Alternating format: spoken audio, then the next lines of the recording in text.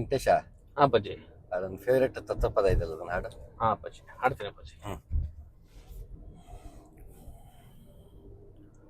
ಹೂ ಬೇಕೆ ಹೋ ಪರಿಮಳದ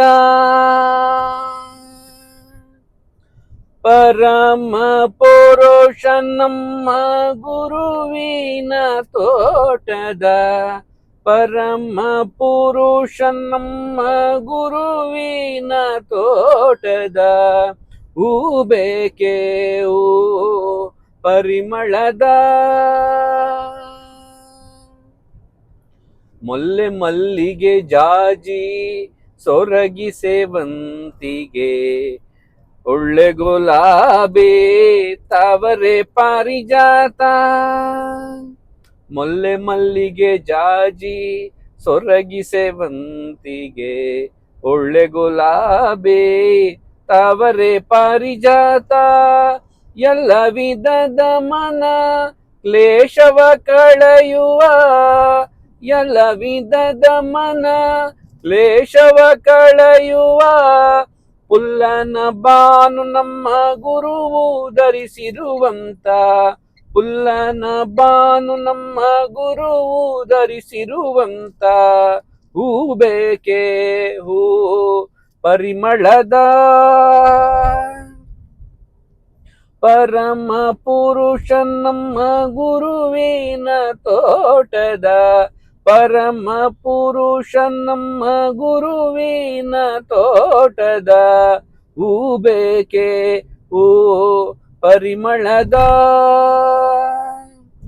ದಾರದಿ ಕಟ್ಟಿಲ್ಲ ಮಾರು ಹಾಕುವುದಲ್ಲ ಕೇರಿ ಕೇರಿಗಳಲ್ಲೇ ತಿರುಗಿ ಮಾರುವುದಲ್ಲ ದಾರದಿ ಕಟ್ಟಿಲ್ಲ ಮಾರು ಹಾಕುವುದಲ್ಲ ಕೇರಿ ಕೇರಿಗಳಲ್ಲಿ ತಿರುಗಿ ಮಾರುವುದಲ್ಲ ಬೂರಿ ಬಕುತಿ ಎಂಬ ಬಾರಿಯ ಬೆಳಗಿದನು ಬೂರಿ ಬಕುತಿ ಎಂಬ ಬಾರಿಯ ಬೆಳಗಿದನು ಮಾರೆಂದು ಹೇಳಿದನು ಚೆನ್ನ ಮಲ್ಲಿಕಾರ್ಜುನ ದೇವ ಮಾರೆಂದು ಹೇಳಿದನು ಚೆನ್ನ ಮಲ್ಲಿಕಾರ್ಜುನ ದೇವ ಹೂ ಬೇಕೆ ಹೂ ಪರಿಮಳದ ಪರಮ ಪುರುಷ ನಮ್ಮ ಗುರುವಿನ ತೋಟದ ಪರಮ ಪುರುಷ ನಮ್ಮ ಗುರುವಿನ ತೋಟದ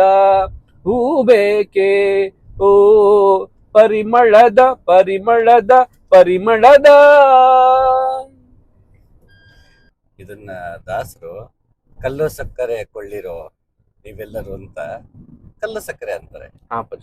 ಇಲ್ಲಿ ತತ್ವಪದದಲ್ಲಿ ಪರಿಮಳದ ಹೂವು, ಗುರುವಿನ ಹೂವು ನಾವೆಲ್ಲ ಕೇಳ್ತೀವಲ್ಲ. ಕೆಲವರು ಸಾಧಕರು ಅವ್ರು ಬಂದು ಅಂದ್ರೆ ವಾತಾವರಣ ಎಲ್ಲ ಪರಿಮಳದಿಂದ ತುಂಬಿರುತ್ತೆ ಅಂತ ಕೆಲವರ್ದೆಲ್ಲ ಕೇಳ್ತೀವಲ್ಲ. ಈ ನಮ್ಮಲ್ಲಿ ಏನ್ 7 ಚಕ್ರಗಳಿದೆ, ಮೂಲಾಧಾರ, ಸ್ವಾಧಿಷ್ಠಾನ, ಮಣಿಪುರ, ಅನಾಹತ, ವಿಶುದ್ಧಿ, ಆಜ್ಞಾ, ಸಹಸ್ರಾರ. ಇವೆಲ್ಲವನ್ನ ಕಮಲದಂತಾನೆ ನಾವು ಕಂಪೇರ್ ಮಾಡಿದ್ರು ದಳಗಳಿಗೆ ಹೂವು ಅಂತ ಕರೆಯೋದು ಯಾವತ್ತು ನಾವು ಯೋಗ ಮಾರ್ಗದಲ್ಲಿ ಅನಾಹತನ. ಯಾಕಂದ್ರೆ ಇದು ಪರಿಪೂರ್ಣ ಹೂವು ಅಂತ ಪರಿಗಣಿಸ್ಬೋದು. ಯಾಕೆ ಅಂತಂದ್ರೆ ಎಲ್ಲಾ ಹೂಗಳು ಸಾಮಾನ್ಯ ಹೀಗೆ ಇರುತ್ತೆ ಅಲ್ವಾ, ಅರಳುತ್ತೆ ಮತ್ತೆ ಯಾವಲ್ಲ ಮೇಲ್ಮುಖವಾಗಿ ಇರುತ್ತೆ ಪ್ರತೀತಿ. ಮಾಮೂಲಿ ರೆಂಬೆ ಕೊಂಬೆ ಹಿಂಗ್ ಬಾಗಿರುತ್ತೆ, ಅದ ಕೆಳಗಡೆ ಇರುತ್ತೆ, ಇಲ್ಲ ಅಂತಲ್ಲ. ಬಟ್ ಸಾಮಾನ್ಯ ಭಾಗವು ಅರಳಿರುತ್ತೆ ಮತ್ತು ಹೀಗೆ ಇರುತ್ತೆ. ಅದು ಅನಾಹತ ಹಂಗಲ್ಲ. ಅನಾಹತ ಈ ಸೂರ್ಯಕಾಂತಿ ಇವುಗಳ ತರ, ಕಮಲದ ತರ ಅದು ಹಿಂಗ್ ಬಾಗಿರುತ್ತೆ. ಈಗ ಸಾಮಾನ್ಯ ಸೂರ್ಯಕಾಂತಿ ನೋಡು, ಸೂರ್ಯನ ಕಡೆಗೆ ಹಿಂಗೆ ಬಿಸಿಲಲ್ಲಿ, ಆಮೇಲೆ ಬೆಳಕಿಲ್ಲ ನಿಂಗೆ ಬಾಗಿರುತ್ತೆ. ಈ ತಾವರೇನು ಬೆಳಕಿಲ್ಲ ಮತ್ತು ಹಿಂಗ್ ಬಾಗಿರುತ್ತೆ. ಬ್ರಹ್ಮ ಕಮಲ ಅವೆಲ್ಲ ಇನ್ನೊಂದು ಬ್ರಹ್ಮ ಪುಷ್ಪ ಇಲ್ಲ ಅಂತೀವಲ್ಲ, ಹಾಗೆ ಇವು ಬರೀ ಸೂರ್ಯ ಇದ್ದ ಮಾತ್ರ ಅದು ಕಂಗೊಳಿಸುತ್ತೆ, ಮಿಕ್ಕಿದ ಟೈಮಲ್ಲಿ ನೆಲ ಕಡೆಗೆ ಮುಖ ಮಾಡಿರುತ್ತೆ ಅಂತ ಪ್ರತೀತಿ. ಈ ಅನಾಹತ ಚಕ್ರನು ಹಾಗೆ. ಎಲ್ಲ ಚಕ್ರಗಳು ಹಿಂಗೆ ಇದ್ರೆ ಇದು ಮಾತ್ರ ಉಲ್ಟಾ ಇರ್ತಿದ್ದು. ಅನಾಥ ಚಕ್ರ 8 ದಳದ ಚಕ್ರ ಅಂತೀವಿ. 8 ದಳದ ಹೂ ಅದು. ಅದ್ರಲ್ಲಿ 2 ಡೈರೆಕ್ಟ್ ಇನ್ವಾಲ್ವ್ಮೆಂಟ್ ಇರಲ್ಲ, ಹ್ಮ್. 6 ಮಾತ್ರ ಆಕ್ಟಿವ್ ಆಗಿ ಕೆಲಸ ಮಾಡ್ತಿರುತ್ತೆ. ಹಾ. ಸೊ ಅದಕ್ಕೆ ಕೆಲವರು ಅನಾಹತ ಚಕ್ರನ 6 ದಳದ ಕಮಲ ಅಂತಾರೆ, ಕೆಲವರು 8 ದಳದ ಕಮಲ ಅಂತಾರೆ. ಹಾ. 2 ಕರೆಕ್ಟೇ, ತಪ್ಪಿಲ್ಲ ಅದು. ಸೊ ಅದು ಹಿಂಗಿರುತ್ತೆ, ಕೆಳಮುಖ ಮಾಡ್ಕೊಂಡಿರುತ್ತೆ. ಜಾಗೃತಿ ಆಗುವಾಗ ಅದು ಕಮಲ ಹೀಗೆ ಊರ್ಧ್ವ ಮುಖ ಮೇಲ್ಮುಖ ಆಗಿ ಅದು ಹ್ಮ್. ಅರಳುತ್ತೆ. ಸೊ ಯಾರು ಜಾಸ್ತಿ ಅನಾಹತ ಚಕ್ರದಲ್ಲೇ ಸಾಧನೆ ಮಾಡಿರ್ತಾರೆ, ಹ್ಮ್. ಈ ಚಕ್ರ ಜಾಗೃತಿ ಅಲ್ಲ, ಈ ಕುಂಡಲಿ ಜಾಗೃತಿ ಮಾಡ್ತಾರಲ್ಲ, ಹ್ಮ್. ಜಾಗೃತಿ ಬೇರೆ ಧ್ಯಾನ ಬೇರೆ. ಧ್ಯಾನ ಬೇರೆ. ಅವು ಎರಡನ್ನು ಒಂದೇ ಅನ್ಕೋಬಾರದು. ಚಕ್ರ ಜಾಗೃತಿಗಳಲ್ಲಿ ಸಾಧನೆ ಇರುತ್ತೆ, ಆ ಸಿದ್ಧಿಗಳು ಅದು ಇದು ಇಂಥದ್ದೆಲ್ಲ ಬರುತ್ತೆ. ಧ್ಯಾನದಲ್ಲಿ ಸಿದ್ಧಿ ಬರಲ್ಲ, ಅದು ಬರೀ ಆತ್ಮ ಸಾಕ್ಷಾತ್ಕಾರಕ್ಕೆ ಅಷ್ಟೇ ಸಂಬಂಧಪಟ್ಟಿದ್ದು. ಹಾ. ಕುಂಡಲಿನಿ ಜಾಗೃತಿ ಬೇರೆ, ಕುಂಡಲಿನಿ ಧ್ಯಾನ ಬೇರೆ. ಸೊ ಈ ಅನಾಹತ ಚಕ್ರದಲ್ಲೇ ಧ್ಯಾನಕ್ಕೆ ಯಾರು ತೊಡಗಿರ್ತಾರೆ, ಹಾ. ಅದ್ರ ಪರಿಮಳ, ಭಕ್ತಿ, ವಿಶ್ವಪ್ರೇಮ, ಶಾಂತಿ, ಓಂಕಾರದ ಅನುಸಂಧಾನ, ಇದೆಲ್ಲ ನಮಗೆ ಒಂದು ಪರಿಮಳವನ್ನ ಕೊಡುತ್ತದೆ. ಆ ಒಳಗಡೆ ಅಷ್ಟು ಪರಿಮಳ ಇರುತ್ತೆ, ಅದು ಹೊರಗಡೆ ಕಾಣಿಸ್ಕೊಳ್ಳಕ್ಕೆ ಶುರು ಆಗುತ್ತೆ. ಹಾಗೆ ಗುರುವಿನ ಹೂ ಅಂದಾಗ ಅನಾಹತದ ಹೂ, ಅನಾಹತ ಎನ್ನುವ ಹೂವು ಅವು ಎಷ್ಟು ಪರಿಮಳ ಇರುತ್ತೆ ಅಂದ್ರೆ ಅದನ್ನ ಪಡೀರಿ, ಅಂದ್ರೆ ಗುರುವಿನ ಪ್ರೀತಿಯನ್ನ ಪಡೀರಿ. ಗುರುವಿನ ಪ್ರೀತಿಯನ್ನು ಎಲ್ರಿಗೂ ಹಂಚ್ಕೊಂಡ್ ಬಾ ಅಂತ ಹೇಳಿದಾನೆ. ಗುರುವಿನಲ್ಲಿ ಅಷ್ಟು ಕರುಣೆ, ಅಪಾರವಾದ ಪ್ರೀತಿ, ವಾತ್ಸಲ್ಯ ಅವನಲ್ಲಿ ಇರುತ್ತಲ್ಲ, ಅದು ಎಲ್ರಿಗೂ ತಲುಪಬೇಕು ಅಂತ. ಇನ್ನು ಅದನ್ನ ಭಕ್ತಿ ಮಾರ್ಗದಲ್ಲಿ ನೋಡಿದಾಗ ಅದನ್ನ ಕಲ್ಲು ಸಕ್ಕರೆ ಕೊಳ್ಳಿರೋ ನೀವೆಲ್ಲರೂ ಅದನ್ನ ಮಾರ್ಕೆಟ್ ಅಲ್ಲಿ ಮಾರಕ್ಕಾಗಲ್ಲ, ಅಳಿಯಕ್ಕಾಗಲ್ಲ ಅಂತ ದಾಸರಂತಾರೆ. ಅವ್ರ ಕೆಲವರು ಕಲ್ಲು ಸಕ್ಕರೆ, ಅವ್ರ ಕಲ್ಲು ಸಕ್ಕರೆ, ಇನ್ನೊಬ್ರು ಹೂವು ಅಂತಾರೆ. ಭಾಗವತದಲ್ಲಿ ಅದನ್ನ ಬೆಣ್ಣೆ ಅನ್ಬಿಟ್ರು. ನವನೀತ, ಹೃತ್ಕಮಲದಲ್ಲಿ ಮೂಡಂತ ಭಕ್ತಿನ ಬೆಣ್ಣೆ ಅಂದ್ರು, ನವನೀತನ ಹೊಸದಾಗಿ ಮೂಡಿತ್ತು ಅಂತ. ಸೊ ಎಲ್ಲ ಕೊನೆಗೆ ಅದೇನೆ, ಅದೆಲ್ಲ ಕೊನೆಗೆ ಇಂಡಿಕೇಟ್ ಮಾಡ್ತಿರೋದು ಕೊನೆಗೆ ಅನಾಹತ ಚಕ್ರನ. ಅನಾಹತ ಚಕ್ರ ತುಂಬಾ ಮುಖ್ಯವಾದ್ದು, ಯಾಕೆಂದ್ರೆ ಅನಾಹತದ ಕೆಳಗೆ 3 ಚಕ್ರ ಅದು ಮೆಟೀರಿಯಲಿಸ್ಟಿಕ್ ಲೈಫ್, ನಮ್ಮ ಸಂಸಾರಕ್ಕೆ ಸಂಬಂಧಪಟ್ಟಂತ ಗುಣಲಕ್ಷಣಗಳಿದೆಯಲ್ಲ, ಬೇಕು ಬೇಡಗಳು, ನಾನು ನಂದು, ಈ ಅಹಂಕಾರ ಮಮಕಾರ ಇವೆಲ್ಲ ಸಂಬಂಧಪಟ್ಟ ಈ ಕೆಳಗೆ 3 ಚಕ್ರಗಳಿಗೆ. ಅನಾಹತ ಇಲ್ಲಿದೆ ಅಂದ್ರೆ ಮಧ್ಯದ ಚಕ್ರ, ಅದು ಇಲ್ಲಿದೆ. ಕೆಳಗೆ 3 ಚಕ್ರ ಇದೆ, ಮಣಿಪುರ, ಸ್ವಾಧಿಷ್ಠಾನ, ಮೂಲಾಧಾರ. ಇದು ನಮ್ಮ ಸಾಂಸಾರಿಕ ಜೀವನದಿಂದ ಮೇಲಿರೋದಕ್ಕೆ ಮೇಲಿರುವ ಸಿಗುವಂತ ಚಕ್ರಗಳು. ಇಲ್ಲಿ ಮುಂದಕ್ಕೆ, ಅನಾಹತದಿಂದ ಮುಂದಕ್ಕೆ ಇದು ಭಗವಂತನ ಕಡೆ ಕರ್ಕೊಂಡೋಗೋ 3 ಚಕ್ರಗಳು. ಇದು ಮಧ್ಯ ನನ್ಗೆ ಜಂಕ್ಷನ್ ಅಲ್ಲಿ ಸಿಗದೆ ಅನಾಹತ ಚಕ್ರ. ಇದು ನಿನ್ನ ಸಂಸಾರದಲ್ಲೂ ಇಡುತ್ತೆ, ಅಧ್ಯಾತ್ಮದಲ್ಲೂ ಇಡುತ್ತೆ ಅನಾಹತ ಚಕ್ರ. ಇಲ್ಲಿ ಇದ್ದು ಇಲ್ಲದೆ ಇರೋ ಹಾಗೆ ಮನುಷ್ಯ ಬದುಕ್ಬೇಕು, ಸಂಸಾರದಲ್ಲೂ ಇರ್ಬೇಕು, ಆದ್ರೆ ಹೊರಗಿಂದ ಸಂಸಾರಿ, ಒಳಗಿಂದ ಸನ್ಯಾಸಿ, ಆತರ ಬದುಕ್ಬೇಕು ಅಂದ್ರೆ ಅನಾಹತ ಚಕ್ರದಲ್ಲಿ ಧ್ಯಾನ ಮಾಡ್ಬೇಕು. ಸಾಧನೆ ಅಲ್ಲ, ಜಾಗೃತಿ ಅಲ್ಲ, ಅನಾಹತ ಧ್ಯಾನ. ಅದಕ್ಕೆಂತ ಮಾನಸ ಪೂಜೆಗಳು, ಮತ್ತೊಂದು ಭಕ್ತಿ, ವೈರಾಗ್ಯ, ಅದಕ್ಕೆಂತ ಒಂದಷ್ಟು ಗುಣಗಳಿರುತ್ತೆ, ಲಕ್ಷಣಗಳು, ಇಂಥವನ್ನ ಅಳವಡಿಸ್ಕೋಬೇಕು ಜೀವನದಲ್ಲಿ. ಅದಕ್ಕಿಂತ ಬೀಜ ಮಂತ್ರಗಳಿರುತ್ತೆ, ಅದನ್ನ ಕೊಟ್ಟು ಗುರು ಅದಲ್ಲಿ ನಡೆಸ್ತಾನೆ. ಅದು ಯಾವಾಗ ಅಂದ್ರೆ ಆ ಗುರುವಿನಲ್ಲಿ ನಿನಗೆ ಆ ಪ್ರೀತಿ ಇರಬೇಕು, ಗುರುವಲ್ಲೂ ಪ್ರೀತಿ ಇರಬೇಕು. ಆಗಿದ್ದ ಮಾತ್ರ ಅವನು ಗುರು ಸ್ಥಾನಕ್ಕೆ ಕೂರಕ್ ಸಾಧ್ಯ, ಅದು ಬೇರೆ ಪ್ರಶ್ನೆ. ಬಟ್ ಶಿಷ್ಯನಾಗಿ ಬಂದವನು ಅವನೆಲ್ಲ ಆ ಗುಣಗಳಿರ್ಬೇಕು. ಅವನಿಗೆ ಎಲ್ರನ್ನೂ ಒಂದೇ ರೀತಿ ಪ್ರೀತಿ ಮಾಡೋಂತ ಸಹಾನುಭೂತಿ, ಶಾಂತಿ, ಇಂಥದ್ದನ್ನ ಅವ್ನು ಬಯಸಿರ್ಬೇಕು. ಅವನಲ್ಲಿ ಇಲ್ಲ ಅಂದ್ರೆ ಅಟ್ಲೀಸ್ಟ್ ಅವನ ಬಗ್ಗೆ ಬಯಕೆ ಇರಬೇಕು. ಅದು ಬೇಕು ಅನ್ನೋ ಪ್ರಯತ್ನ ಪಡ್ತಿದ್ದಾಗ ಅಂತ ಅನಾಥ ಚಕ್ರದಲ್ಲಿ ಗುರುವಲ್ಲಿ ಶರಣಾಗಿ ಅನಾಥದಲ್ಲೇ ಧ್ಯಾನ ಮಾಡ್ತಾ ಗುರು ಭಕ್ತಿ ಅನ್ನೋದು, ಭಗವಂತನ ಭಕ್ತಿ ಅನ್ನೋ, ವಿಶ್ವ ಪ್ರೇಮ ಅನ್ನೋ, ಅದನ್ನ ಪರಮ ಪ್ರೇಮ, ಪರಮ ಭಕ್ತಿ, ಹೆಸರು ಏನ್ ಬೇಕಾದ್ರೂ ಇಡ್ಬೋದು ಅದಕ್ಕೆ. ಆದ್ರೆ ಪ್ರಸಾದಿ ಸ್ಥಳ ಅಂತಾರಲ್ಲ, ಷಟ್ ಸ್ಥಳಗಳಲ್ಲಿ ಕರಸ್ಥಲ, ಮಹೇಶ್ವರ ಸ್ಥಳ, ಶರಣ ಸ್ಥಳ, ಪ್ರಾಣಲಿಂಗಿ ಸ್ಥಳ ಅಂತ ಹೇಳ್ತೀವಲ್ವ, ಆ ಪ್ರಸಾದಿ ಸ್ಥಳ. ಕಷ್ಟ ಕೊಟ್ಟಿದ್ದು ಭಗವಂತನೇ, ಸುಖ ಕೊಟ್ಟಿದ್ದು ಭಗವಂತನೇ, ನೋವು ಕೊಟ್ಟಿದ್ದು ಭಗವಂತನೇ, ನನ್ಗೆ ಸಂತೋಷ ಕೊಟ್ಟಿದ್ದು ಭಗವಂತನೇ, ಕೊಟ್ಟಿದ್ದು ಭಗವಂತನೇ, ಸಾವು ಕೊಟ್ಟದ್ದು ಎಲ್ಲನೂ ಎಲ್ಲನೂ ಪ್ರಸಾದನೇ ಅವನಿಗೆ. ಜೀವನದಲ್ಲಿ ಏನೇ ಬಂದ್ರು, ಏನೇ ಬಂದಿರೋದು ಎಲ್ಲವೂ ಭಗವಂತನ ಪ್ರಸಾದ ಅಂತ ಬದುಕೋದು ಪ್ರಸಾದಿ ಸ್ಥಳ. ಆ ಪ್ರಸಾದಿ ಸ್ಥಳ ದಕ್ಕಬೇಕು ಅನ್ನೋ ಅವನು ಅನಾಹತದಲ್ಲಿ ಅವನು ನಿಲ್ಲಬೇಕು. ಹಂಗಾಗಿ ಅದು ತುಂಬಾ ಮುಖ್ಯವಾದ್ದು. ಅದಕ್ಕೆ ಆ ತತ್ವದಲ್ಲಿ ಹೂ ಬೇಕೆ ಪರಿಮಳದ, ಗುರುವಿನ ಹೂ ಅಂದ್ರೆ ಗುರು ಅನಾಹತದಲ್ಲಿ ಏನ್ ದುಡಿದಿದ್ದಾನೆ ಆ ಅಪಾರವಾದ ಕರುಣೆ, ಪ್ರೀತಿ, ವಾತ್ಸಲ್ಯ ಅವುಗಳನ್ನ ಪಡೀರಿ. ಎಲ್ರು ಬಂದು ಅಲ್ಲಿ ಅಷ್ಟು ಹೊರಹೊಮ್ತಾ ಇದೆ ಆತನಲ್ಲಿ, ಅದನ್ನೆಲ್ಲರೂ ಪಡ್ಕೊಳ್ಳಿ ಅಂತ ಈ ತತ್ವಪದ ಅಷ್ಟು ಚೆನ್ನಾಗಿ ಬಿಡಿಸಿ ಹೇಳ್ತಾರೆ. ಲಿಂಗ ಪೂಜೆಯ ಮಾಡಿರೋ ನಿಮ್ಮೊಳು ಪ್ರಾಣ, ಲಿಂಗ ಪೂಜೆಯ ಮಾಡಿರೋ ನಿಮ್ಮೊಳು ಪ್ರಾಣ, ಲಿಂಗ ಪೂಜೆಯ ಮಾಡಿರೋ. ಗಂಗೆಯ ಮುನೆಗಳ ಸಂಗಮದೊಳು ಮಿಂದೋ,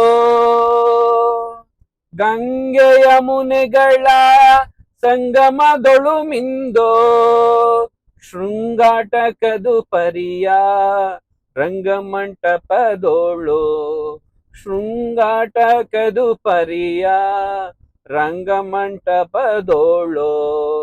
ಲಿಂಗ ಪೂಜೆಯ ಮಾಡಿರೋ ನಿಮ್ಮೊಳು ಪ್ರಾಣ, ಲಿಂಗ ಪೂಜೆಯ ಮಾಡಿರೋ ನಿಮ್ಮೊಳು ಪ್ರಾಣ, ಲಿಂಗ ಪೂಜೆಯ ಮಾಡಿರೋ. ವರಭಕ್ತಿ ಜಲವ ನೀಡಿ ಮಜ್ಜನಗೈದು, ವಿರತಿ ಗಂಧವನೇ ತೀಡಿ.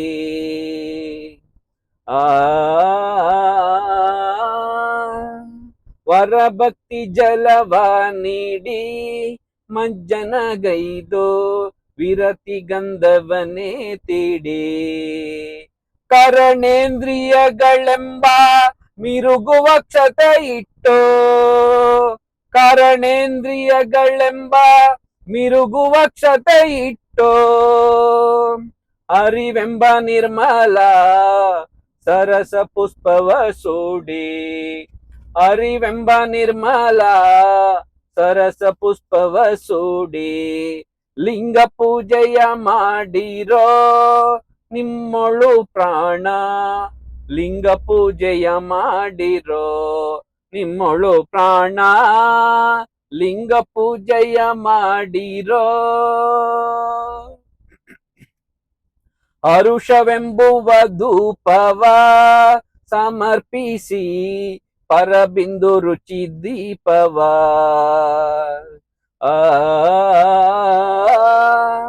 ಹರುಷವೆಂಬುವ ಧೂಪವ ಸಮರ್ಪಿಸಿ, ಪರಬಿಂದು ರುಚಿ ದೀಪವ. ನಿರದೆತ್ತಿ ಪರಿಪೂರ್ಣ ನೈವೇದ್ಯವನ್ನೇ ಮಾಡಿ, ನಿರದೆತ್ತಿ ಪರಿಪೂರ್ಣ ನೈವೇದ್ಯವನ್ನೇ ಮಾಡಿ. ಮೆರೆವ ತ್ರಿಗುಣನೆಂಬ ವರ ತಾಂಬೂಲವ ಕೊಟ್ಟು, ಮೆರೆವ ತ್ರಿಗುಣವೆಂಬ ವರ ತಾಂಬೂಲವ ಕೊಟ್ಟು. ಲಿಂಗ ಪೂಜೆಯ ಮಾಡಿರೋ ನಿಮ್ಮೊಳು ಪ್ರಾಣ, ಲಿಂಗ ಪೂಜೆಯ ಮಾಡಿರೋ ನಿಮ್ಮೊಳು ಪ್ರಾಣ, ಲಿಂಗ ಪೂಜೆಯ ಮಾಡಿರೋ.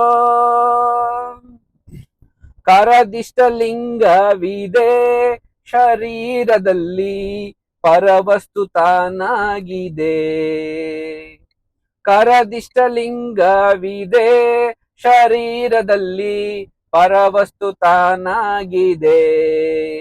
ಒಳವರ ಗೆರಡನ್ನ ಅರಿದರಿವನೆ ಮೀರಿ,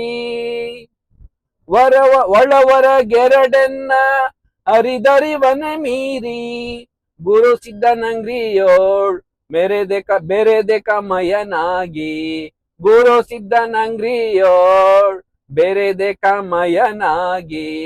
ಲಿಂಗ ಪೂಜೆಯ ಮಾಡಿರೋ ನಿಮ್ಮೊಳು ಪ್ರಾಣ, ಲಿಂಗ ಪೂಜೆಯ ಮಾಡಿರೋ ನಿಮ್ಮೊಳು ಪ್ರಾಣ, ಲಿಂಗ ಪೂಜೆಯ ಮಾಡಿರೋ. ಚಂದ ಇದೆ ನೋಡೋದು. ನಾವು ಕರಸ್ಥಲದಲ್ಲಿ ಲಿಂಗ ಹಿಡಿದು ಕರಸ್ಥಲದಲ್ಲಿ ಪೂಜೆ ಮಾಡ್ತೀವಿ. ಇದು ಹೊರಗಿನ ಲಿಂಗ. ಹೌದು. ಸ್ಥೂಲವಾಗಿ ಕಾಣಿಸುವಂತದ್ದು. ಹೌದು. ಅದನ್ನ ನಾವು ಇಷ್ಟಲಿಂಗ ಅಂತ ಹೇಳಿ, ಒಬ್ರು ಅದನ್ನ ಕೂಡಲ ಸಂಗಮ ಅಂತಾರೆ, ಇನ್ನೊಬ್ರು ಚನ್ನಮಲ್ಲಿಕಾರ್ಜುನ ಅಂತಾರೆ, ಮತ್ತೊಬ್ರು ಒಂದೊಂದು ಅಮರೇಶ್ವರ ಲಿಂಗ ಅಂತಾರೆ. ಒಬ್ಬೊಬ್ರು ಒಂದೊಂದು ಹೆಸರಲ್ಲಿ ಇಷ್ಟಲಿಂಗವನ್ನ ಆರಾಧನೆ ಮಾಡ್ತಾರೆ. ಇದು ಹೊರಗಿನ ಬಾಹ್ಯಾಚರಣೆ. ಆರಂಭದಲ್ಲಿ ಮನಸ್ಸೆಲ್ಲೆಲ್ಲೋ ಓಡಾಡ್ತಿರುತ್ತೆ, ಅದಕ್ಕೊಂದು ಸಂಸ್ಕಾರ ಕೊಡ್ಬೇಕಲ್ಲ. ಅದಕ್ಕೆ ಕರಸ್ಥಲದಲ್ಲಿ ಗುರು ಆಯತನ, ಗುರುವಿಂದ ಆಯತನ ಮಾಡ್ತೀಯ, ಸ್ವೀಕರಿಸ್ತೀಯ.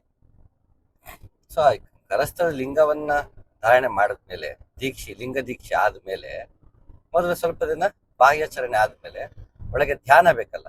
ಹಾ ಅಪ್ಪಾಜಿ. ಧ್ಯಾನ ಇಲ್ಲದೆ ಯಾವ್ದೋ ಮಾರ್ಗ ಇಲ್ವಲ್ಲ. ಹಾ ಅಪ್ಪಾಜಿ. ಯಾವುದೇ ಮಾರ್ಗ ಆದ್ರೂ ನಿಮಗೆ ಧ್ಯಾನ ಬೇಕಲ್ಲ. ಹೌದು. ಸೊ ಧ್ಯಾನದಲ್ಲಿ ಮತ್ತೆ ಭಕ್ತಿಯಿಂದ ಧ್ಯಾನ ಮಾಡ್ಬೇಕಲ್ಲ. ಹಾ. ಅದಕ್ಕೆ ಹೂ ಹಾಕೊಳ್ಳಿರಿ ಪದ ಕೇಳಿದ್ವಲ್ಲ. ಹಾ ಅಪ್ಪಾಜಿ. ಅನಾಥ ಚಕ್ರದಲ್ಲಿ ಆ ಪ್ರೇಮ ಭಕ್ತಿ ಮೂಡಬೇಕಲ್ಲ. ಹಾ ಅಪ್ಪಾಜಿ. ಅದಕ್ಕಲ್ಲಿ ರಂಗಮಂಟಪದಲ್ಲಿ ಒಳಗೆ ಹ್ಮ್.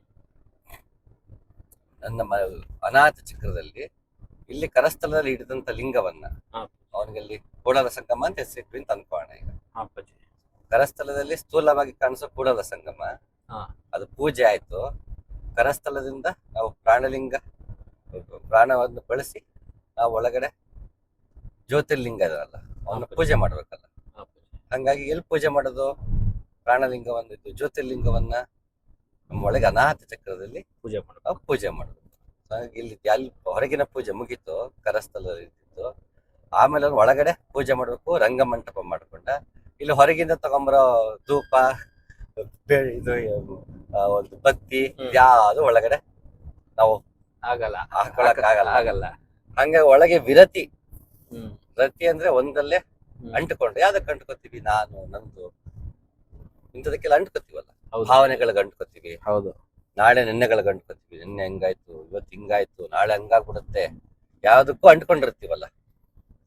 ಈ ಅಂಟ್ಕೊಂಡಿರೋದು ರತಿ, ಅಂಟ್ಕೊಂಡಿಲ್ಲ ಅಂದ್ರೆ ವಿರತಿ. ವಿರತಿ. ಅದಕ್ಕೆ 108 ವಿರಕ್ತರು ಅಂತಿರಲ್ಲ. ಆರತಿ ಅಂದ್ರೆ ಅದೇ ಅರ್ಥ. ಆರತಿ ಮಾಡ್ತೀವಲ್ಲ. ಹೌದು. ರತಿಯಿಂದ ಅಂಟಿಕೊಳ್ಳುವುದು, ಆರತಿಯಿಂದ ಅಂಟಿಕೊಳ್ಳದೆ ಇರುವುದು ಅಂತ. ಹೌದು. ಯಾವ್ದಕ್ಕೂ ಅಂಟಿಕೊಳ್ಳದೆ ಇರ್ತೀವಲ್ಲ ಅದೇ ಭಗವಂತನಿಗೆ ಆರತಿ. ಆರತಿ. ಅದಕ್ಕೆ ಅದು ಆರತಿ ಅಂತಿಸೋದಕ್ಕೆ. ನನ್ನ ಅಹಂಕಾರ ಅಜ್ಞಾನ ಇಂಥವೆಲ್ಲ ಕರ್ಪೂರ ಹತ್ರ ಸುಟ್ಟೋಗ್ಬಿಡ್ಲಿ ಹೌದು ಅಂತ ಅದನ್ನ ಆರತಿ ಮಾಡೋದು. ಸೊ ಹೊರಗೇನ ಕರ್ಪೂರ ಇಟ್ಕೋತೀವಿ, ಒಳಗಿನ ಕರ್ಪೂರ ಯಾವುದು? ಇವೇ ವಿರತಿನೇ. ನಮ್ಮ ಅಜ್ಞಾನ ಅಹಂಕಾರ ಮಮಕಾರಗಳಿದೆಯಲ್ಲ, ಇದನ್ನೆಲ್ಲ ಕರ್ಪೂರ ಹತ್ರ ಸುಡ್ಬೇಕು ನಾವು. ಅದನ್ನ ಆರತಿ ಭಗವಂತನಿಗೆ ಒಳಗೆ ಆರತಿ ಮಾಡ್ಬೇಕಂದ್ರೆ ಇವುಗಳೇ ನಮ್ಗೆ ಕರ್ಪೂರ. ಇವೇ ಮೆಟೀರಿಯಲ್ಸ್. ಈ ಮೆಟೀರಿಯಲ್ಸ್ ತಗೊಂಡು ಸುಟ್ರೆ ಅವನಿಗೆ ಆರತಿ ಮಾಡ್ದಂಗೆ. ಮತ್ತೆ ಏನ್ ಮಾಡ್ಬೇಕು? ಹರ್ಷದಿಂದ ಮಾಡ್ಬೇಕು. ನಮ್ಗೆ ಅಪೇಕ್ಷೆಯಿಂದ ಮಾಡ್ಬಾರ್ದು. ನನಗ್ ಒಳ್ಳೇದ್ ಮಾಡ್ಬಿಡ್ಲಿ ದೇವ್ರು, ನಾನ್ ಪೂಜೆ ಮಾಡ್ತೀನಿ, ಇದೇನಲ್ಲ ಬರೀ ಹರ್ಷ. ಅವನ್ನ ಈಗ ಪುಟ್ಟ ಮಕ್ಳು ಇರ್ತಾವಪ್ಪ, ಅವ್ರು ನಾವು ಹರ್ಷದಿಂದನೇ ಪ್ರೀತಿ ಮಾಡೋದು. ಆಮೇಲೆ ಹೋಗ್ತಾ ಹೋಗ್ತಾ ನಾವು ನಮ್ದೇ ಕಾರಣಗಳಿಗೆ ಪ್ರೀತಿ ಮಾಡ್ತೀವಿ. ಪುಟ್ಟ ಮಗುನೇ ಪ್ರೀತಿ ಮಾಡ್ತೀವಿ. ಇವಾಗ ಇಲ್ಲಪ್ಪ ಹೈವೇಲ್ ಹೋಗ್ತಿದ್ವಿ, ಎಷ್ಟು ಚೆನ್ನಾಗಿ ಸುಂದರವಾದ ಹೂಗಳು, ಇದು ನಾವು ಬೆಳೆದಿರೋದಲ್ಲ, ನಮ್ ತೋಟದಲ್ಲ. ಹೌದು. ಆಗ ನಾವು ನೋಡಿ ಖುಷಿ ಪಡ್ತಿಲ್ವಾ? ಹೌದು ಅಲ್ವಾ? ಇದೇ ನಿಂಗೆ ಸಂತೋಷ ಪಡೋದಿಕ್ಕೆ ಈ ಸೌಂದರ್ಯ ನಂದೇ ಆಗಿರ್ಬೇಕು ಅಂತಿಲ್ಲ. ಹೌದು ಅಪ್ಪಾಜಿ. ಅಲ್ವಾ? ನಮ್ ತೋಟದ ಹೂ ಮಾತ್ರ ನೋಡ್ಲಾಕ್ ಖುಷಿ ಪಡ್ತೀನಿ ಅನ್ನೋ ಅವಶ್ಯಕತೆ ಇಲ್ವಲ್ಲ. ಹೌದು ಅಪ್ಪಾಜಿ. ಯಾರ ಹೊಲದ ಬೆಳೆ ನೋಡು ಖುಷಿ ಪಡ್ಬೋದು. ಹೌದು ಅಲ್ವಾ? ಅಯ್ಯೋ ಒಬ್ಬ ರೈತ ಚೆನ್ನಾಗಿ ಬೆಳೆ ಬೆಳೆದಿಲ್ಲ ಖುಷಿ ಪಡ್ಬೋದಲ್ಲ. ಹೌದು. ಒಬ್ಬ ಸಂತೋಷವಾಗಿರೋದ್ ನೋಡಿ ಖುಷಿ ಪಡ್ಬೋದಲ್ಲ. ಹೌದು ಅಲ್ವಾ? ಹಾಗೆ ಯಾವುದೇ ಕಾರಣ ಇಲ್ಲದೆ ಸಂತೋಷವಾಗಿರ್ತೀವಲ್ಲ, ಅದು ನಿಜವಾದ ಸಂತೋಷ. ನನಗೆ ಲಾಭ ಆಯ್ತು ಅಂತ ಸಂತೋಷ ಪಟ್ರೆ ಅದು ಟೆಂಪರರಿ. ಲಾಭ ಇದ್ದಾಗ ಮಾತ್ರ ಸಂತೋಷ. ಹೌದು. ಲಾಭ ಮುಗ್ದೈತಾ ದುಃಖ. ಯಾವುದೇ ಕಾರಣ ಇಲ್ಲದೆ ನಾವು ಸಂತೋಷವಾಗಿರ್ತ ಅದು ನಿಜವಾದ ಸಂತೋಷ. ಅದಕ್ಕೆ ಶುರು ಇಲ್ಲ ಕೊನೆ ಇಲ್ಲ. ಅದು ಎಷ್ಟು ಬಳಸಿದ್ರು ಖಾಲಿನೇ ಆಗಲ್ಲ ಅದು. ಯಾಕೆ? ಯಾವ್ದು ಕಾರಣ ಇಲ್ಲ ಅದಕ್ಕೆ. ಹೌದು. ಬೇರೆಲ್ಲದಕ್ಕೂ ಕಾರಣ ಇದೆ ಅಲ್ವಾ? ಏನೋ ಕಾರಣ ಇಲ್ಲದೆ ಬರೋದು ಸಂತೋಷ ಇದೆ ಒಳಗೆ, ಅದು ಹರ್ಷ. ಆ ಹರ್ಷದಲ್ಲೇ ಭಗವಂತನ ಪೂಜೆ ಮಾಡ್ಬೇಕು. ಹೊರಗಿದ್ದ ಇಷ್ಟಲಿಂಗ ಹಿಡ್ದಿದ್ದಾಯ್ತು, ಅವನ ಹೆಸರನ್ನ ಒಳಗೆ ಅನುಸಂಧಾನ ಮಾಡಿದ್ವಿ. ಒಳಗೆ ಯಾವ ಮೆಟೀರಿಯಲ್ಸ್ ಬಳಸಕ್ಕಾಗಲ್ಲ. ಅಲ್ಲಿ ನಮ್ಮ ಅಹಂಕಾರ ಮಮಕಾರಗಳಿದೆಲ್ಲ ಅವನ್ನೆಲ್ಲ ಕಳಿತಾ ಹರ್ಷ ಪ್ರೇಮ ಇಂಥರಲ್ಲೇ ಭಗವಂತ ಒಳಗಡೆ ನಾವು ಧ್ಯಾನ ಮಾಡ್ಬೇಕು. ಅದೇ ಅವನ ಪೂಜೆ, ಮಾನಸಿಕ ಪೂಜೆ ಇದು. ಸೊ ಮಾನಸಿಕ ಪೂಜೆ ಎಲ್ಲಿ ಮಾಡಕ್ ಸಾಧ್ಯ ಅಂದ್ರೆ ಅನಾಹತದಲ್ಲಿ ಮಾಡಕ್ ಸಾಧ್ಯ. ಅದಕ್ಕೆ ಗುರುವಿಂದ ಅದನ್ನ ಪಡಿತೀವಿ. ಗುರು ಅಲ್ಲಿ ನೆಲೆ ನಿಂತಿದ್ದಾನೆ ಅನಾಹತದಲ್ಲಿ, ಹಂಗ ಅವನ್ಗ ಅದನ್ನಲ್ಲಿ ನಮ್ಮನ್ನ ನೆಲೆ ನಿಲ್ಲಿಸ್ತಾನೆ ಅಲ್ವಾ? ಈಗ ನನಗೊಂದ್ ಮನೆ ಇದ್ರೆ ನೀನ್ ನಂಗೆ ಮನೆ ಕರಿಬೋದು. ನಾನಿನ್ನ ನನಗೆ ಮನೆ ಇಲ್ಲ ಅಂದ್ರೆ ನನ್ನ ಮನೆಗೆ ನಿನ್ನ ಕರಿಯಕ್ಕೆ ಆಗಲ್ಲ. ಹೌದಲ್ವಾ? ಈಗ ನಿನ್ನ 10 ರೂಪಾಯಿ ನಂಗೆ ಕೊಡ್ತೀಯ, ನೀನು ನಿನ್ನತನೇ ಇಲ್ಲ ಅಂದ್ರೆ ಎಲ್ಲಿಂದ ಕೊಡ್ತೀಯ? ಹಂಗೆ ಗುರು ಅಲ್ಲಿ ನಿಂತಿರ್ಬೇಕು, ಅವನು ಅನಾಹತದಲ್ಲಿ ನಿಂತಿರ್ಬೇಕು. ನಿಂತಿದ್ದಾಗ ನಿನ್ನೂ ಅನಾಹತ ಕರ್ಕೊಂಡು ಹೋಗಕ್ ಸಾಧ್ಯ. ಸೊ ಅದೇ ಹಾಗಾಗಲ್ಲ. ಅವನು ಅನಾಹತದಲ್ಲಿ ನಿಂತಿದ್ದಾನೆ, ಅದು ಅವನಿಗೆ ಗೊತ್ತಾಗಿದೆ. ಹೂವನ್ನ ಕೊಳ್ಳೋಣ ಬನ್ನಿ, ಪರಿಮಳ ಅಂತ ಹೂವು ತಗೊಂಡ್ ಏನ್ ಮಾಡಿದಿ? ಓ ನನಗೂ ಅಂತ ಹೂ ಬೇಕು, ನನಗೂ ಆ ಪರಿಮಳ ಬೇಕಲ್ಲ, ನನ್ನಲ್ಲೂ ಅಂತ ಮೂಡ್ಬೇಕಲ್ಲ ಅಂತ ಬಂದಾಗ ಕರಸ್ಥಳದಿಂದ ನಾವು ಇಷ್ಟಲಿಂಗದಿಂದ ಪ್ರಾಣಲಿಂಗ ಸಹಾಯದಿಂದ ಗುರು ಮಾರ್ಗ ಕೊಟ್ಟು ಗುರು ದೀಕ್ಷೆ ತಗೊಂಡು ಆ ಯೋಗ ಮಾರ್ಗದ ನಡೆದು ನಾವು ಕೊನೆಗಿಲ್ಲಿ ಜ್ಯೋತಿರ್ಲಿಂಗ ಅಲ್ಲಿ ಹೋಗಿ ಅಲ್ಲಿ ಭಗವಂತನ ಮಾನಸಿಕವಾಗಿ ಪೂಜೆ ಮಾಡಬೇಕು. ಆ ಮಾನಸಿಕ ಪೂಜೆ ಮಾಡ್ತಾ ಮಾಡ್ತಾ ಜ್ಯೋತಿರ್ಲಿಂಗ ನಮ್ಮಲ್ಲಿ ಪ್ರಖರವಾಗುತ್ತೆ. ಅಜ್ಞಾನ ಅಹಂಕಾರ ಅಂತದೆಲ್ಲ ಸುಟ್ಟು ಹೋಗುತ್ತೆ. ಆಗ ಬರೀ ಜ್ಯೋತಿ ಅಷ್ಟೇ ಉಳಿಯುತ್ತೆ. ಜ್ಞಾನವೆನ್ನುವ ಜ್ಯೋತಿ, ಆನಂದ ಎನ್ನುವ ಜ್ಯೋತಿ, ಸತ್ಯ ಎನ್ನುವ ಜ್ಯೋತಿ ಮಾತ್ರ ಉಳಿಯುತ್ತೆ. ತೈಲವಿಲ್ಲದ ಜ್ಯೋತಿ ಅಂತಲ್ಲ ಅಲ್ಲಮ್ಮ, ಅಂತಹ ತೈಲವಿಲ್ಲದ ಜ್ಯೋತಿ ಅವಾಗ ಒಳಗಡೆ ನೀನು ಯಾಕಂದ್ರೆ ಅಹಂಕಾರ ಮಮಕಾರ ಸುಟ್ಟೋಯ್ತು, ಅದು ಸುಟ್ಟೋಯ್ತು, ಆದ್ರೂ ಕೂಡ ಬೆಳಕೊಳ್ಕೊಳ್ಳುತ್ತೆ. ಬೇರೆ ಕಡೆ ಎಲ್ಲ ಬತ್ತಿ ಕರ್ಪೂರ ಬಳಸಿದ್ರೆ ಅದು ಖಾಲಿ ಆದ ತಕ್ಷಣ ಬೆಳಕು ನಂದೋಗುತ್ತೆ. ಒಳಗಡೆ ನೀವು ಬಳಸಿದಿಲ್ಲ ಬತ್ತಿ, ಅಹಂಕಾರ ಮಮಕಾರ ವಿರತಿ ಇದೆಲ್ಲ ಬತ್ತಿ ಬಳಸ್ತಿಲ್ಲ, ಆ ಬತ್ತಿ ಖಾಲಿ ಆಗೋಯ್ತು. ಯಾಕೆ ನಿಂಗೆ ಇಲ್ಲ ಇನ್ನು ನೆಕ್ಸ್ಟ್ ಅಹಂಕಾರ ಖಾಲಿ ಆಗೋಯ್ತು, ಸುಟ್ಟು ಭಸ್ಮ ಆಗೋಯ್ತು, ಮಮಕಾರ ಸುಟ್ಟು ಭಸ್ಮ ಆಗೋಯ್ತು. ಆದ್ರೆ ಬೆಳಕ ಮಾತ್ರ ಸಾಯಲ್ಲ, ಅದು ಅನಂತವಾಗಿರುತ್ತದು. ಆಗ ಅಂತ ಬೆಳಕಲ್ಲವ ನಾವು ಆ ಜ್ಯೋತಿಲಿಂಗ ಏನ್ ಪ್ರಕಟವಾಗುತ್ತೆ ನಮ್ಮಲ್ಲಿ, ಅವಾಗ ಆ ಯಾವುದೇ ವಸ್ತುಗಳಿಲ್ಲ ತಾನಾಗಿ ಬೆಳಗ್ತಾ ಇದೆಯಲ್ಲ, ಆ ಬೆಳಕು ನಮ್ ಕಂಡಾಗ ಏನಾಗುತ್ತೆ, ನಾವು ಕೂಡ ಆ ಬೆಳಕಲ್ಲಿ ಲೀನವಾಗ್ತೀವಿ. ಹಾಗಾದ್ರೆ ಲಿಂಗೈಕ್ಯ, ಕೈಯಲ್ಲಿರೋ ಇಷ್ಟಲಿಂಗದಿಂದ ಪ್ರಾಣಲಿಂಗದ ಕಡೆಗೆ ಹೋಗಿ ಧ್ಯಾನಸ್ಥರಾಗಿ ಅಲ್ಲಿ ಜ್ಯೋತಿರ್ಲಿಂಗ ಕಂಡು ಆ ಜ್ಯೋತಿರ್ಲಿಂಗದಲ್ಲಿ ನಾವು ಲಿಂಗೈಕ್ಯರಾಗುವುದು. ಅದು ಕೈವಲ್ಯ, ಅದು ಶೂನ್ಯ ಸಂಪಾದನೆ, ಅದು ಲಿಂಗೈಕ್ಯ, ಅದು ನಿರ್ವಾಣ, ಅದು ಮೋಕ್ಷ. ಏನ್ ಬೇಕಾದ್ರೆ ಹೆಸರು ಕರ್ಕೋದನ್ನ. ಕೊನೆ ಸ್ಥಿತಿ ಮಾತ್ರ ಒಂದೇ. ನೀ ಟ್ರೈನಲ್ಲಿ ಬಂದ್ರು ಹೊಸಪೇಟೆಯಿಂದ ಬೆಂಗಳೂರಿಗೆ ಹೋಗ್ಬೋದು, ಕಾರಲ್ಲಿ ಬಂದ್ರು ಹೋಗ್ಬೋದು, ಬಸ್ಸಲ್ಲೂ ಹೋಗ್ಬೋದು. ಯಾರು ಹೋದ್ರೆ ಮೈಸೂರು ತಲುಪ್ತೀವಿ ಅನ್ನೋಕ್ಕಾಗಲ್ಲ. ಎಲ್ಲ ತರ ಮೋಡ್ಸ್ ಆಫ್ ಟ್ರಾನ್ಸ್ಪೋರ್ಟೇಶನ್ ಇದೆ, ಹೌದಾ? ಸೊ ನಿಂಗೆ ಮೋಡ್ಸ್ ಆಫ್ ಟ್ರಾನ್ಸ್ಪೋರ್ಟೇಶನ್ ಮುಖ್ಯ ಅಲ್ಲ, ನಿಂಗೆ ತಲುಪೋದು ಮುಖ್ಯ. ನಿನಗೆ ಯಾವ್ದು ಸೂಕ್ತ ಅದನ್ನ ಹತ್ಕೊಂಡು ಹೋಗ್ತೀಯ. ಸೊ ಇದೇ ಮಾರ್ಗ ಸರಿ ಅದೇ ಮಾರ್ಗ ತಪ್ಪು ಅನ್ನಕ್ಕಾಗಲ್ಲ. ನಿನಗೆ ಯಾವ್ದು ಸೂಕ್ತ, ನಿನ್ ಟೈಮ್ ಕರೆಕ್ಟಾಗಿ ಯಾವ್ದು ಸಿಗ್ತಾ ಇದೆ, ನಿನ್ ಫಿನಾನ್ಷಿಯಲ್ ಯಾವ್ದು ಕರೆಕ್ಟ್ ಆಗಿದೆ, ನಿನ್ಗೆ ಕಂಫರ್ಟಬಲ್ ಯಾವ್ದು ಅನ್ಸುತ್ತೆ ಅದನ್ನ ನೀ ಹತ್ಕೊಂಡು ಹೋಗ್ತೀಯ ಅಲ್ವಾ? ಇದೇ ಸರಿ ಅದೇ ತಪ್ಪು ಅನ್ನಕ್ಕಾಗಲ್ಲ, ಹೌದಾ? ಹೌದು. ಹಾಗೆ ಎಲ್ಲಾ ಮಾರ್ಗಗಳ ಕೊನೆಗೆ ಅಲ್ಲಿಗೆ ಕರ್ಕೊಂಡು ಹೋಗುತ್ತೆ. ಒಂದೊಂದು ವಿಧಾನ. ಒಬ್ರು ಇಷ್ಟಲಿಂಗದಿಂದ ಪ್ರಾಣಲಿಂಗ ಜ್ಯೋತಿರ್ಲಿಂಗ ಹೋಗ್ತಾರೆ, ಒಂದಷ್ಟು ಜನ ಪಂಚಕೋಶಗಳಿಂದ ಹೋಗ್ತಾರೆ. ಅನ್ನಮಯ ಕೋಶ, ಪ್ರಾಣಮಯ ಕೋಶ, ಮನೋಮಯ ಕೋಶ, ವಿಜ್ಞಾನಮಯ ಕೋಶ, ಆನಂದಮಯ ಕೋಶ ಅಂತ. ಇನ್ನು ಕೆಲವರು ಚಕ್ರಗಳಲ್ಲಿ ಹೋಗ್ತಾರೆ, ಇನ್ನು ಕೆಲವರು ಬರೀ ಪ್ರಾಣವನ್ನೇ ಬಳಸ್ಕೊಂಡು ಸಾಧನೆ ಮಾಡೋದಿರ್ತಾರೆ. ಅದು ಅವರವರ ಮಾರ್ಗ. ಬಟ್ ಎಲ್ಲಾ ಮಾರ್ಗ ಕೊನೆಗೆ ಅಲ್ಲಿಗೆ ಕರ್ಕೊಂಡು ಹೋಗುತ್ತೆ. ನಿನಗೆ ಯಾವ್ದು ಸೂಕ್ತವಾದ ಮಾರ್ಗ ನೀನ್ ನೋಡ್ಕೋಬೇಕಷ್ಟೆ.